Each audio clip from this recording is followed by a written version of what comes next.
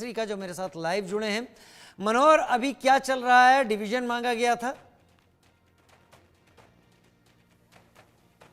देखिए, बिल्कुल एक संशोधन को लेकर के विपक्षी सांसद की ओर से डिवीजन ऑफ वोट्स मांगा गया था और अभी कुछ ही देर पहले पीसी मोदी जो महासचिव हैं राज्यसभा के, उन्होंने वोटिंग की प्रक्रिया समझाई है। जो मल्टी मीडिया डिवाइस के जरिए वोटिंग होगी, इलेक्ट्रॉनिक प्रोसेस के जरिए वोटिंग होगी, उसके बारे में जानकारी दी है, जिसमें 3 अलग अलग बटन होते हैं।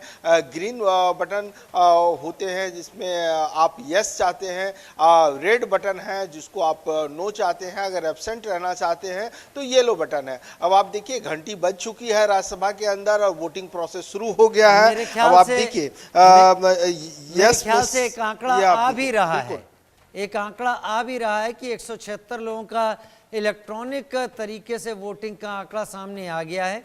और वो आंकड़े में जो लोग इसका समर्थन कर रहे थे यहाँ पर संशोधन का, वो कम है, और जो लोग विरोध कर रहे हैं यानी सरकार पक्ष के लोग, वो ज़्यादा यहाँ पर दिख रहा है। लेकिन अभी शायद कुछ लोगों ने पर्ची का भी इस्तेमाल किया हो, वो भी काउंट होनी बाकी है और उसके बाद एक सही आंकड़ा सामने आएगा। मनोहर,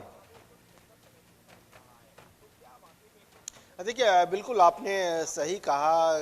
166 टोटल रहे हैं और अभी जिन लोगों को मल्टीमीडिया डिवाइस के जरिए वोटिंग नहीं हो पाई है, 10 सेकंड के अंदर उन्हें दोबारा करना था, अब वो पर्ची का इस्तेमाल कर रहे हैं। और पर्ची के बाद जब टोटल वोट ऑफ काउंट्स होगा तो उसमें पता चल पाएगा कि आखिरकार क्या स्थिति रही है। इसके लिए थोड़ा सा इंतजार करना पड़ेगा राजीव, थोड़ा सा इंतजार करना पड़ेगा। और यही प्रक्रिया जो इस वक्त चल रही है, इसी तरीके की प्रक्रिया कल लोकसभा में भी चलती हुई दिखाई पड़ी थी। सभी यहाँ पर सदस्य हैं, 236 के करीब की यहाँ पर संख्या है जो सदस्य इस वक्त सदन के अंदर हैं।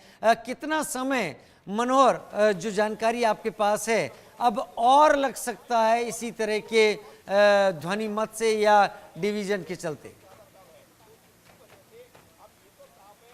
देखिए, बिल्कुल दर्शकों को समझा दूं राजीव, जो अब तक मल्टीमीडिया डिवाइस से एक्यूरेट वोटिंग हो गई है और जिन सांसदों की नहीं हो पाई है वो पर्ची जो सेक्रेटरी जनरल है वेल तक पहुंचाई जाएगी और फिर वहां पर उन पर्ची की काउंटिंग होगी। इसमें करीब 10 से 15 मिनट का वक्त और उससे ज़्यादा भी लग सकता है, क्योंकि कल हमने लोकसभा में देखा, हालांकि वहाँ संख्या सांसदों की ज़्यादा है, ऑलमोस्ट करीब करीब दुगुनी है लोकसभा में, तो वहाँ करीब 1 घंटे से ज़्यादा का वक्त लग गया था। तो ऐसी स्थिति में इसमें थोड़ा सा वक्त लगेगा और इंतज़ार करना पड़ेगा जी, थोड़ा वक्त लगेगा और इंतज़ार करना पड़ेगा ऐसी स्थिति में। और वही हम तस्वीरें लगातार इस वक्त देख रहे हैं। मनोहर केसरी हमारे साथ लगातार बने हुए हैं और हम देख रहे हैं सभी सांसदों को, और कलेक्ट की जा रही हैं पर्चियां यहाँ पर, जिन पर्चियों में उन्होंने अपनी तरफ से समर्थन कर रहे हैं, विरोध कर रहे हैं या एब्सटेन कर रहे हैं, इस बात को यहाँ पर लिखा है। थोड़ी देर में उम्मीद यही है कि जगदीप धनखड़ राज्यसभा के सभापति हैं, वो स्थिति को यहाँ साफ कर देंगे।